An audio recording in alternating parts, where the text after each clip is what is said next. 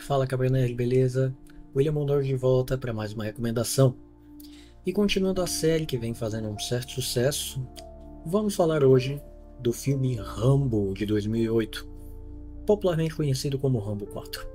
Mas antes de falar sobre isso, eu gostaria de pedir que, se estiver gostando do meu conteúdo, por gentileza se inscreva no canal, curta, comente e compartilhe. Além de não ter custo para ti, me ajuda um bocado. Bora lá? Vem comigo.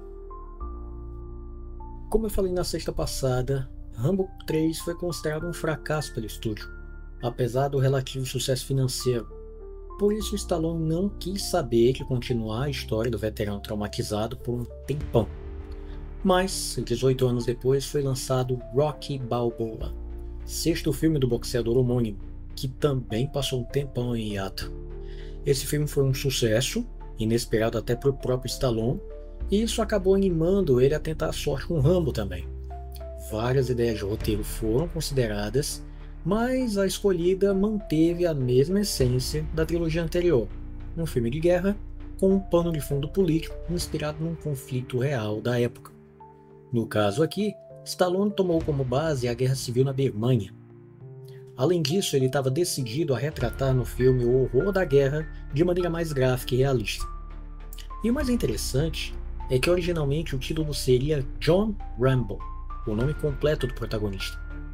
Esse título chegou a ser usado depois, e mais pra frente no vídeo eu vou falar disso também. Logicamente o filme continua a história do Rambo 20 anos depois do terceiro, com o Brucutu ainda morando na Tailândia, trabalhando de barqueiro e capturando cobras para vender para um tipo de domador de cobras que tem por lá. Nisso, um grupo de missionários americanos chega para ele querendo contratar os serviços dele, para ir até a Birmânia e levar suprimentos para o povo da tribo Karen, que é oprimida bem violentamente pelo regime militar ditatorial imposto lá. Inclusive, bem no começo do filme, os soldados aparecem pegando nativos da tribo e levando para um campo minado para matá-los de maneira bem sádica. Sério, o filme é muito pesado. O Rambo avisa aos missionários que a Birmania é uma zona de guerra, mas um dos missionários, o Michael Burnett, aparentemente o líder da expedição, tenta argumentar dizendo que eles já estão cientes do perigo e que não é a primeira vez que eles vão para lá. O ex-soldado mesmo assim se nega a ajudar, porque para ele, um monte de civil desarmado não pode fazer nada para salvar um povo de um regime opressor. E convenhamos, não dá para negar que ele está certo. O Michael simplesmente deixa para lá e tenta convencer os colegas a ir embora, mas a única mulher do grupo, a Sarah, que inclusive depois fica subentendido que ela é noiva dele, ela tenta várias vezes convencer o Rambo e eventualmente consegue, depois de uma baita insistência. Então o Rambo os leva no barco e eles acabam sendo abordados por piratas no caminho. Os vagabundos tentam forçar os viajantes a pagar pedágio. Devem ter aprendido aqui com o Brasil, só pode. Enfim, quando eles notam a presença da Sarah, os caras perdem a cabeça e exigem que ela seja dada para eles, como se fosse um objeto. O Rambo ainda tenta negociar, dizendo que vão pagar o que eles quiserem. E o detalhe é que o Stallone aqui fala a língua deles, de fato, na cena. Só que os piratas não querem nem saber. E o Rambo, percebendo que é inútil, saca a pistola e estoura os miolos um por um em segundos. O Michael grita, reclamando da violência empregada, e o Rambo rebate dizendo que os piratas, no mínimo, iriam abusar da Sarah pelo menos umas 50 vezes antes de arrancar a cabeça dela. E aqui temos dois detalhes interessantes. Primeiro, na versão original do filme, o diálogo do Rambo com os piratas vem com legenda em inglês, até o momento em que ele desiste de negociar, apesar de o bandido lá continuar gritando na sua língua nativa. Eu entendi as legendas como uma representação simbólica da tentativa de negociação. Segundo, aqui temos o contraste perfeito. De um lado, um idealista, que vê o mundo como um mar de rosas ideológico, tipo um aluno de universidade pública brasileira, e do outro, um veterano que conhece a parte podre do mundo de perto e sabe como as coisas funcionam na prática. De qualquer forma, eles chegam à Birmânia, o Rambo deixa eles lá e volta para a Tailândia. Mas o que os missionários não esperavam era que os ditadores iriam atacar o vilarejo onde eles já estavam, assim, sem mais nem menos, matando meio mundo e sequestrando sobreviventes. Mas não foi por falta de aviso. O pastor da igreja onde os missionários congregam, preocupado, claro, vai até o Rambo e pede a ele que leve um grupo de mercenários para resgatá-los. E assim ele faz.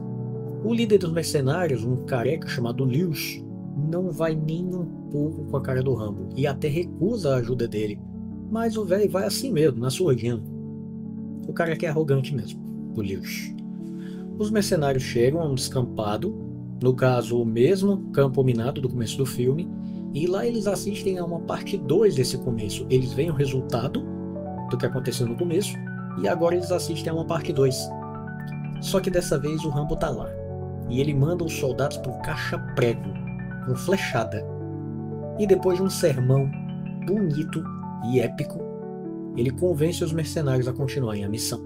O grupo invade o acampamento dos soldados, na surdina, na calada da noite, e vai eliminando cada militar enquanto resgata os reféns. A Sarah, por sua vez, tinha sido levada para uma cabana separada por um soldado chapadão para ser abusada. Mas o Rambo chega e arranca a garganta do cara na mão. Cena essa que virou um dos fatalities dele em Mortal Kombat 11. Fatality. Todo mundo foge, mas com exceção da Sarah, do próprio Rambo e do sniper dos mercenários, o Schoolboy, os demais são rendidos pelos soldados, e quando tudo parecia perdido, o veterano protagonista toma o controle da metranca antiaérea que tinha ali por perto e descarrega a munição inteira nos capangas que sobraram, enquanto a Dribukarin chega para ajudar. O líder dos inimigos, o covarde do Tent, ainda tenta fugir, mas morre pelo facão do Rambo, que depois resolve voltar para a fazenda do pai, no Arizona. Esse filme, como eu falei, é bem mais gráfico que os anteriores, o que valeu a pena para dar mais peso para o contexto. E ele ainda tem um diferencial interessante. Foi o único filme da cinesérie no qual Stallone bateu o cartão como protagonista, roteirista e diretor. O cara aqui teve a palavra final absoluta. Mas mesmo assim, a versão final que foi para os cinemas não saiu exatamente como ele queria.